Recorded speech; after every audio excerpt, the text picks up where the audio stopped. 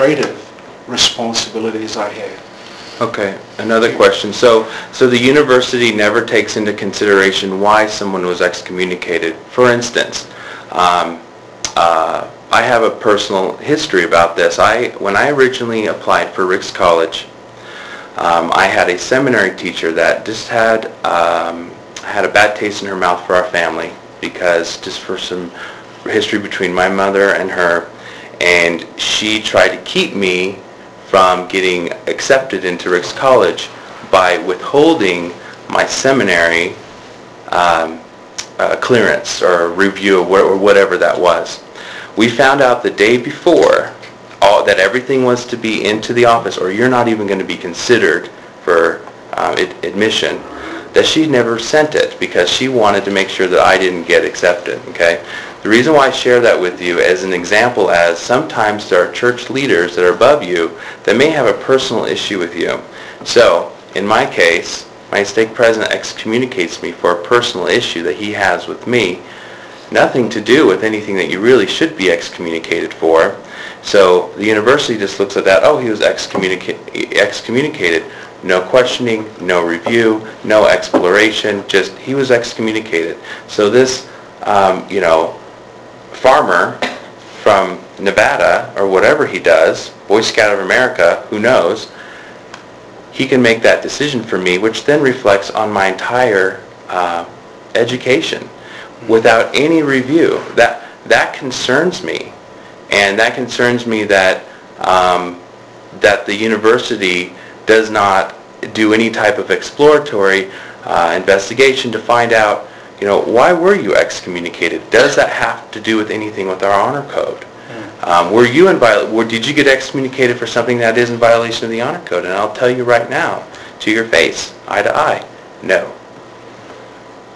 Well, no, I hear what you're saying. I'm concerned about the past that you mentioned. Again, I make no judgment about that. I'm trying to deal with this issue at hand. I think, again, let me try one more time. Your excommunicated status is an ecclesiastical matter, and what you mentioned in your previous statement was, there's no way to kind of, investigate that. Please understand there's an appeal process, but that appeal process doesn't come through the Dean of Students or the university. That's an ecclesiastical matter. And you keep hearing me say this again and again. It's something that I have to clarify with our students quite often. Ecclesiastical matters are dealt with by ecclesiastical leaders. Administrative matters, some of those matters relative to the honor code, I deal with. And so the purpose of the review today is not to examine your excommunicated status. I would like to examine what I can make a decision on as an administrator. And what I can make a decision on is, after determining that you've been excommunicated, there may be opportunity to grant an exception because your excommunicated status took you out of good standing with the church, therefore out of good standing with the university. I would like to examine your good standing with the honor code so that I can weigh whether or not to make an exception to graduate you and grant you a diploma. Does that make sense? Well, it makes sense, but it also it seems to be a backward way of dealing with this. As far as I'm concerned, we're here to discuss the reason why I was taken out of good honor code status, which was excommunication. Any other questions or prying into my personal life has no place here. Well, I guess the question then would be, would you like to go forward with the discussion? And I have a number of questions. You've just mentioned that you feel that they would be prying. I know you understand at any point in time you can terminate this review yourself. Right. Well, by leaving, but and you're under no obligation to answer the questions that I put in front of you. I think you understand that. I'm not forcing, manipulating, or coercing you into answering. But this opportunity, this review is an opportunity for you to share your insights and your background relative to these questions. Because without you, I'm still left with the responsibility of making a decision about your good honor code standing. And so I would much prefer to have your feedback and input on that process. I think it would help me make a decision. But I need you to understand that in the absence of your answers to that, I've still been given the responsibility to make a decision. And so my preference is to have an open dialogue with you. But it's your choice. What do you think's best? What would you like to do?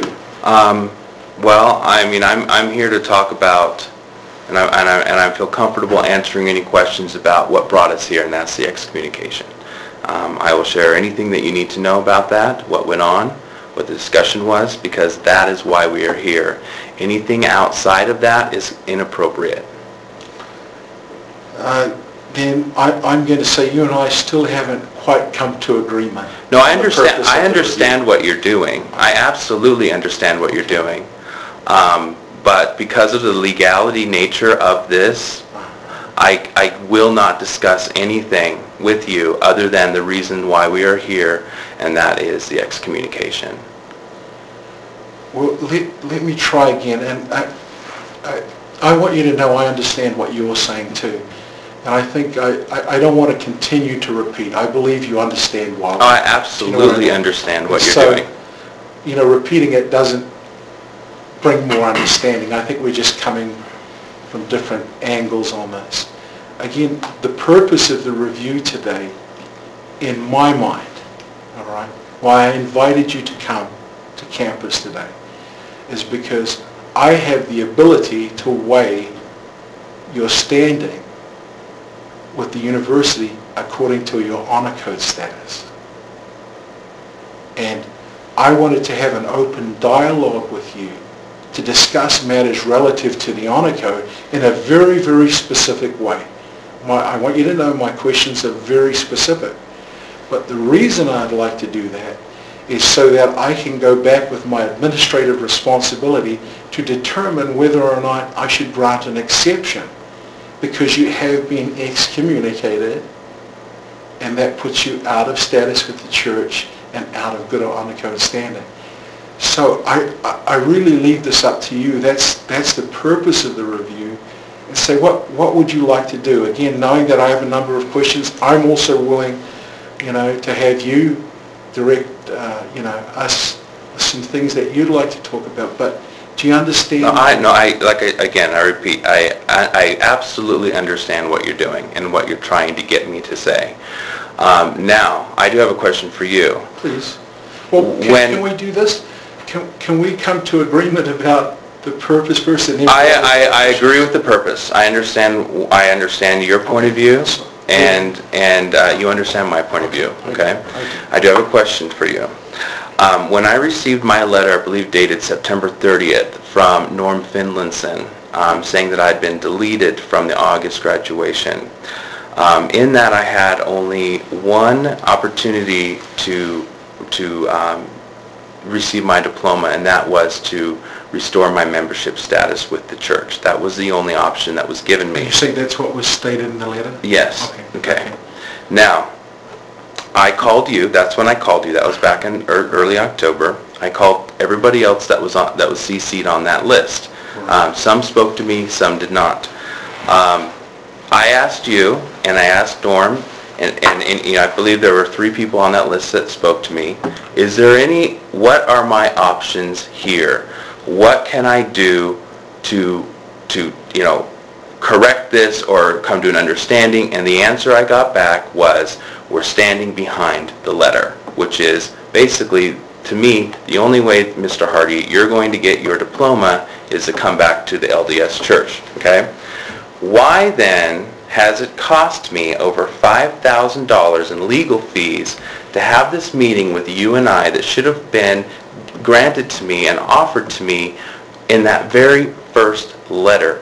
Actually, before that letter was even sent, before you even deleted me, why did we not have this conversation before all of this happened? It has now cost me over $5,000 in legal fees to get here, which should have been offered to me according to your own policies and procedures in the very, very beginning. So tell me, why did you make an exception for me to not follow your own policies? Yeah, to be very honest with you, I do remember the call that you and I had, and I'm not